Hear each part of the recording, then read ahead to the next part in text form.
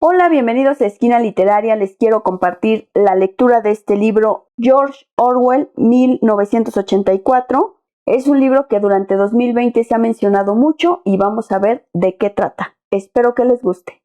Prólogo. En la novela 1984, la advertencia "El gran hermano te vigila" les recuerda a todos los habitantes de una Oceanía futura que su vida estará asegurada hasta en los más mínimos detalles, siempre que acaten las reglas.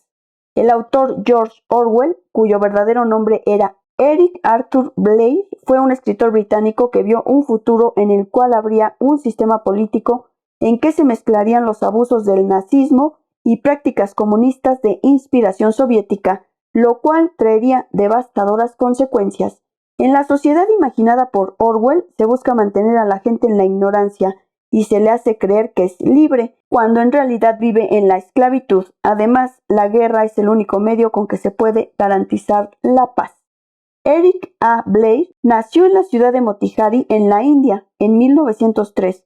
De origen escocés, estudió en Inglaterra, pero volvió a su natal India para formar parte de la policía imperial. A sus 25 años regresó a Europa para residir en París y luego en Londres, donde no encontró más trabajo que el de maestro de escuela y en una librería. En esta etapa de su vida publicó su primer libro, Mis años de miseria en París y Londres, 1933, en el que hace una narración autobiográfica con marcada tendencia social. Al año siguiente dio a la imprenta su primera novela, Días birmanos, en que hace una severa crítica al imperialismo.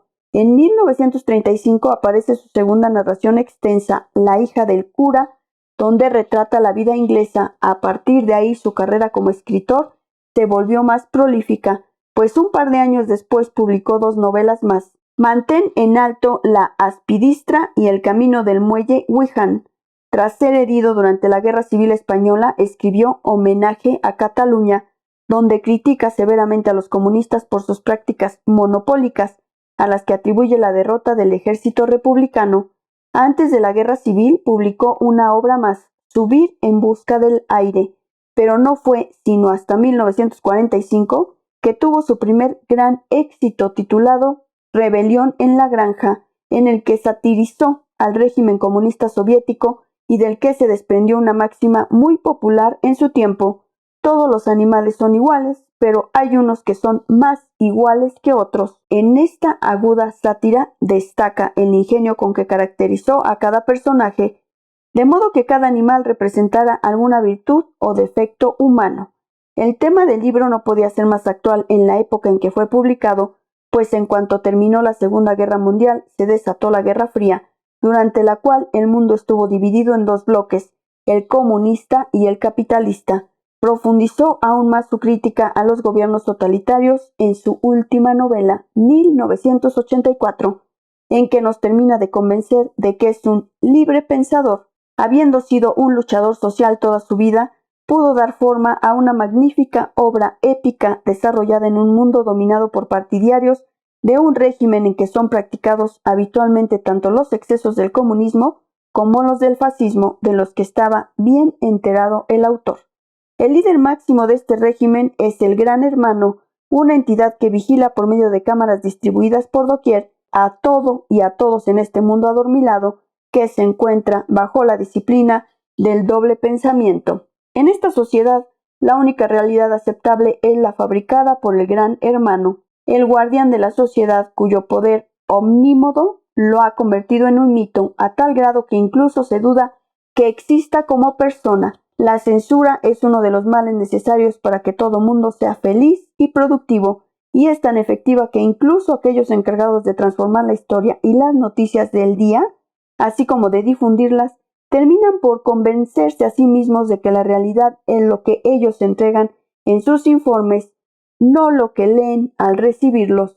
Winston Smith es nuestro héroe, el guía a quien seguiremos con fe ciega a través de este mundo en el cual todas las fronteras son frentes de guerra contra enemigos invisibles.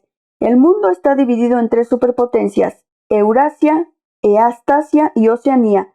Smith vive en la última de ellas, dominada por el partido, cuyos miembros pertenecen a una clase privilegiada e intocable de modo que el partido mismo llega a convertirse en una institución de carácter sobrehumano. Winston vive en la ciudad de Londres, arrasada por las bombas y violada por la arquitectura brutal de los 4 ministerios del partido: el de la verdad, encargado del entretenimiento y la cultura; el del amor, que vigila que se cumpla la ley; el de la paz, instituido para atender los asuntos de la guerra; y el de la abundancia, que se halla al cuidado de todo lo relacionado con la economía.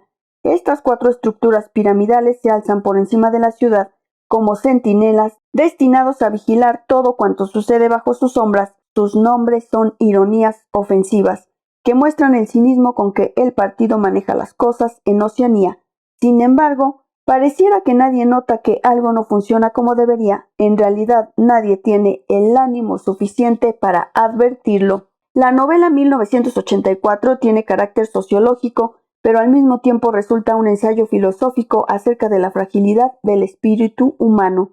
Incluso se cuestiona que, en circunstancias de total sometimiento, el individuo pueda sacudirse al yugo y buscar su independencia tanto de pensamiento como de acción. El título de la novela en nuestro tiempo puede no significar mucho.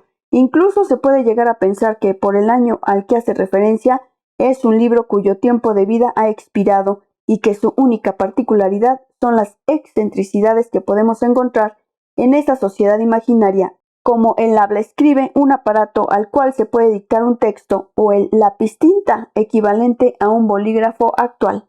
Pero el valor de este libro lo podemos entender mejor si tomamos en cuenta el título original de la obra, El último hombre en Europa, que la editorial cambió por el que hoy todos conocemos.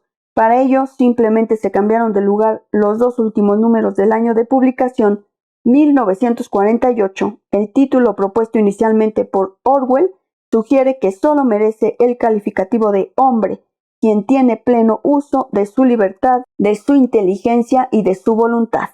Esta, que es considerada la mejor obra de George Orwell, prefigura las sociedades actuales con sus flaquezas y temores, y en que, pese a que se sabe dónde se originan la mayoría de los problemas en las altas esferas, resulta cada vez más difícil encontrar las soluciones y ponerlas en práctica, por una especie de inercia que empuja a todo mundo a desinteresarse por el bien común y a centrar sus esfuerzos en tratar de ocupar un buen puesto en un mundo cada vez más competitivo, siempre con la ilusión de que su labor beneficia a todos, siendo que en realidad solo se les hace el juego a los poderosos.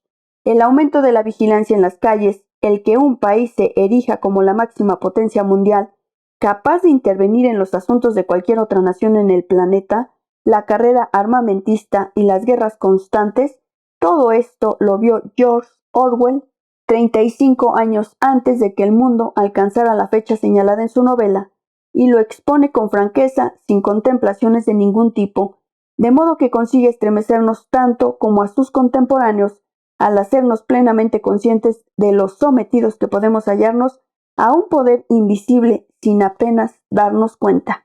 Los hombres de la actualidad creen que son libres y felices, cuando en realidad pueden estar actuando como les indican algunas élites a través de determinados medios masivos de comunicación. Es cierto que resulta una exageración decir que vivimos en un mundo donde somos vigilados todo el tiempo, donde no tenemos más noción que adherirnos a un partido monopólico, capaz de controlar nuestros intereses y destrozar nuestras aspiraciones, que son partes esenciales de nuestro espíritu humano, pero también es cierto que actualmente existe una constante coerción de parte de grupos de poder, la violación de los derechos humanos por gobiernos que se autoproclaman defensores de los mismos, y el ataque a la soberanía de las naciones por parte de las potencias económicas y militares. Orwell retrata el mundo a través de los ojos de un miembro de bajo nivel del partido, quien cede ante el impulso de comprar una libreta para escribir torpemente sus vivencias. Junto a él conocemos la historia de Oceanía, cuyos habitantes no tienen derecho a la intimidad ni a la libertad de pensamiento, 2 de las cualidades inherentes del ser consciente. El derecho a pensar es exclusivo de un núcleo de poder equivalente a un ser supremo que como tal es omnisciente, además de omnipotente y omnipresente. Este Dios es elusivo y juega con quienes se hayan sometidos a él, solo para ver hasta dónde llegan con sus deseos de ser dueños de su propio destino. En el mundo de este dios, los héroes son muy parecidos a los de la mitología griega, donde los humanos eran meros juguetes del Sino. La diferencia entre los personajes de Orwell y los de la antigua clásica radica en la vacuidad de las vidas de los primeros y en su carencia de aliados.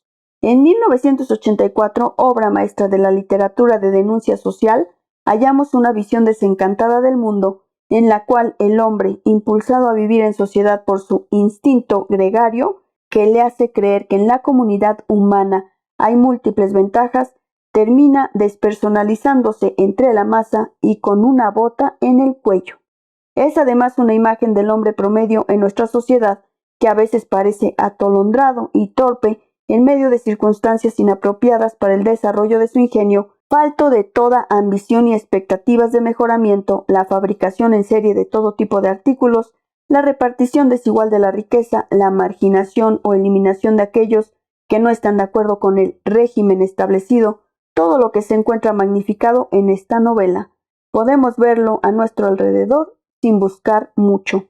De principio a fin, la máxima novela de Orwell nos hace reflexionar acerca de que el hombre siempre debe tener la libertad de recrearse a sí mismo y de transformar la realidad cuantas veces sea necesario, hasta hallar la completa armonía interior y con sus semejantes sin pretender someter ni dejarse dominar por sus iguales. Espero que se sientan atraídos por la lectura de este libro 1984. Los espero en el siguiente video para empezar la primera parte de este libro.